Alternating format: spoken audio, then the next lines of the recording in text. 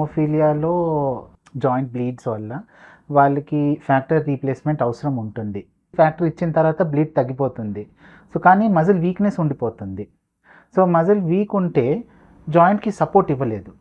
So joint support లేకపోతే మళ్ళీ కదలిక స్టార్ట్ అయిన తర్వాత ఫర్ ఎగ్జాంపుల్ నడవడం లేకపోతే స్టేర్ క్లైంబ్ చేయడము ఏదైనా చేసిందంటే మళ్ళీ బ్లీడ్ వచ్చే ఛాన్సెస్ ఉంటాయి. బ్లీడ్ వచ్చిన తర్వాత ఫ్యాక్టర్ వేసిన తర్వాత బ్లీడ్ క్లాట్ అది తగ్గిపోయిన తర్వాత ఫిజియోథెరపీ చాలా ఇంపార్టెంట్.